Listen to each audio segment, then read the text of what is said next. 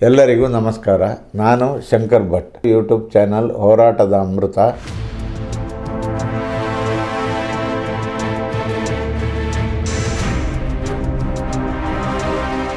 ಕಳೆದೊಂದು ವಾರದಿಂದ ರಾಜ್ಯ ದೇಶದಲ್ಲಿ ಈ ವಿಚಾರ ಬಗ್ಗೆಯೇ ಸಾಕಷ್ಟು ಚರ್ಚೆ ಆಗ್ತಾ ಇದೆ.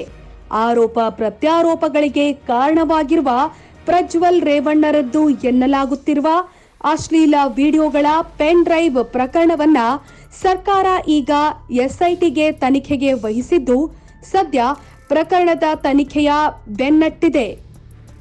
ಇದರ ಮಧ್ಯೆ ಮೊಬೈಲ್ನಲ್ಲಿ ರೆಕಾರ್ಡ್ ಆಗಿರುವ ವಿಡಿಯೋಗಳು ಮಾಜಿ ಪ್ರಧಾನಿ ದೇವೇಗೌಡರಿಗೆ ನೀಡಲಾಗಿದ್ದ ಹಾಸನದ ಆರ್ಸಿ ರಸ್ತೆಯಲ್ಲಿರುವ ಎಂಪಿ ಗೆಸ್ಟ್ ಹೌಸ್ ರೂಮ್ನಲ್ಲಿ ಎಂಬ ಅನುಮಾನಗಳು ಇದೀಗ ಹುಟ್ಟಿಕೊಂಡಿದೆ. ಕಾಂಗ್ರೆಸ್ ನಾಯಕ ಸಂಸದ ಡಿಕೆ ಸುರೇಶ್ ಹೇಳಿಕೆ ಬೆನ್ನಲ್ಲೇ ಇಂಥದ್ದೊಂದು ಹೊಸ ಚರ್ಚೆ ಶುರುವಾಗಿದೆ.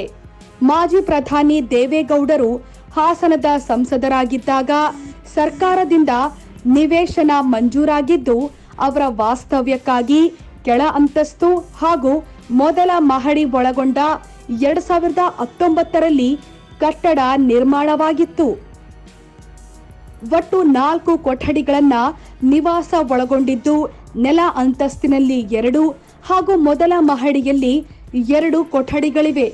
ದೇವೇಗೌಡರ ಸಲುವಾಗಿಯೇ ಲಿಫ್ಟ್ ಅಳವಡಿಕೆ ಮಾಡಿ ಮನೆ ನಿರ್ಮಾಣ ಮಾಡಲಾಗಿತ್ತು. ದೇವೇಗೌಡರು ಹಾಸನಕ್ಕೆ ಬಂದಾಗ ಹೆಚ್ಚಾಗಿ ಇದೇ ಗೆಸ್ಟ್ ಹೌಸ್ನಲ್ಲಿ ಉಳಿತಾ ಇದ್ರು. ತಾವು ಸಂಸದರಾಗಿದ್ದವರೆಗೂ ಹಾಸನದ ಎಂಪಿ ಕ್ವಾರ್ಟರ್ಸ್ ದೇವೇಗೌಡರ ಅಧಿಕೃತ ನಿವಾಸವಾಗಿತ್ತು. ಬಳಿಕ ಸಂಸದರಾಗಿ ಪ್ರಜ್ವಲ್ ರೇವಣ್ಣ ಆಯ್ಕೆಯಾಗುತ್ತಲೇ ಪ್ರಜ್ವಲ್ಗೆ ಮನೆ ಹಸ್ತಾಂತರ ಮಾಡಲಾಗಿದ್ದು, ಹಾಸನಕ್ಕೆ ಬಂದಾಗ ಸಂಸದರ ನಿವಾಸದಲ್ಲೇ ಪ್ರಜ್ವಲ್ ವಾಸ್ತವ್ಯ ಹೂಡುತ್ತಿದ್ರು. ಇದೀಗ ಚುನಾವಣಾ ಸಮಯದಲ್ಲಿ ಇದೇ ಮನೆಯಲ್ಲಿ ಪ್ರಜ್ವಲ್ ರೇವಣ್ಣ ನೆಲೆಸಿದ್ರು. ಅಧಿಕಾರಿಗಳ ಸಭೆ ಸೇರಿದಂತೆ ಜೆಡಿಎಸ್ ಮುಖಂಡರ ಸಭೆಗಳನ್ನು ಪ್ರಜ್ವಲ್ ನಡೆಸ್ತಾ ಇದ್ರು.